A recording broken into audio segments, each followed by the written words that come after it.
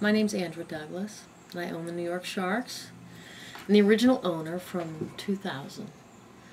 And everyone asks, how did you get into football? And I guess it started when I was little.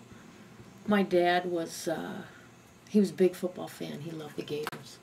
And he would take me to all the games. And the high school was big. And I was a little tiny town in Florida where I grew up, and the high school was just all about the football team. And so I just was kind of marinated in football from the time I was little. And I wanted to play football. I did play football all through, on flag teams and any way I could get onto the field. I played with the boys in high school, but I just never got to play organized football.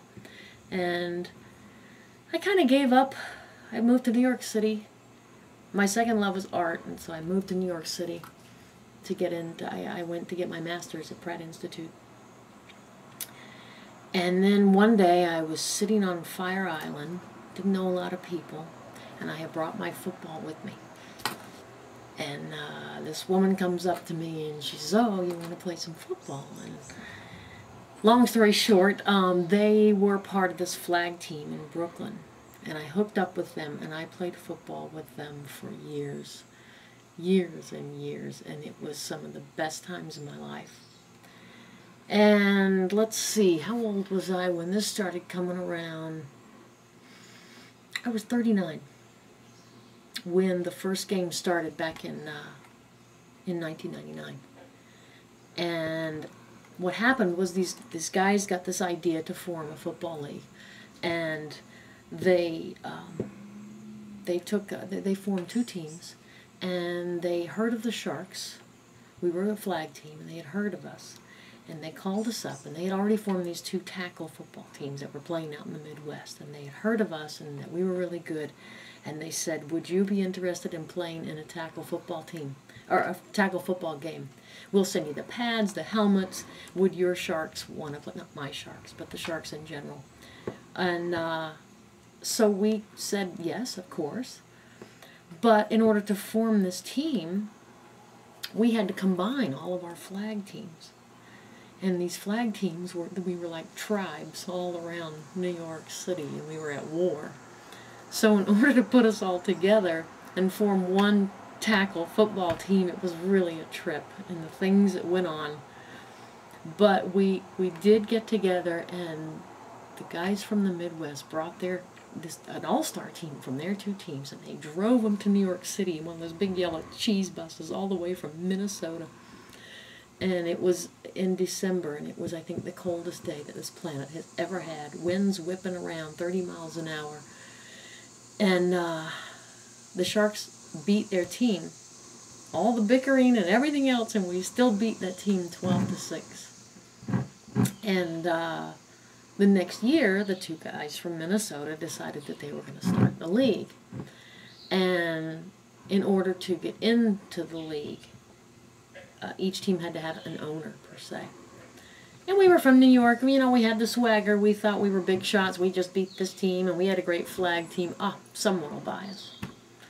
And it came down to the nth hour, and no one had purchased us. And we weren't really sure what to do. We kept thinking, something's going to happen. But it was a dream that we all had, and I don't know, I fought with myself whether to buy it or not. I didn't really have the money. I didn't know if I wanted the responsibility, but it was a dream it was getting away from all of us. Here I go.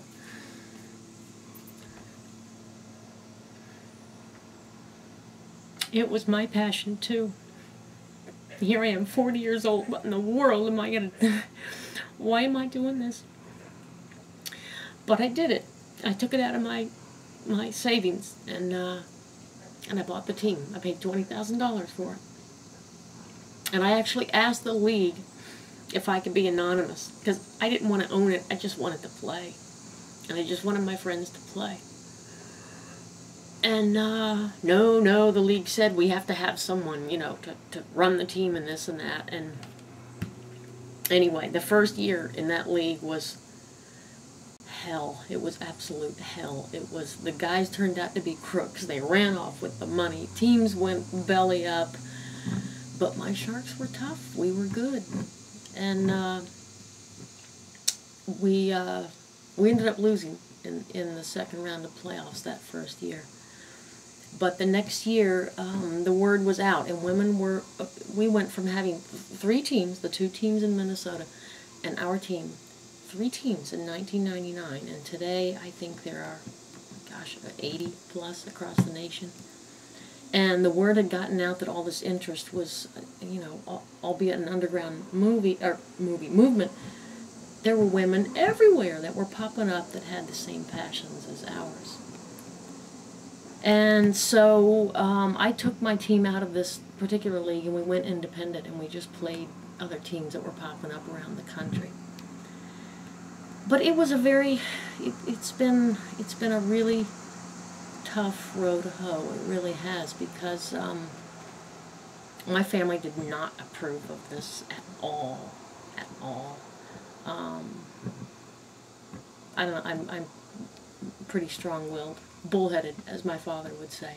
He shouldn't talk, but that's where I get it from. But I stuck with it, and my parents were they just thought I was nuts, because the first year they watched me agonize over it. It was, I can't tell you how many hours per day on the phone, and really we were spinning our wheels. It just wasn't a good thing that first year, and they watched me go through that, and they watched,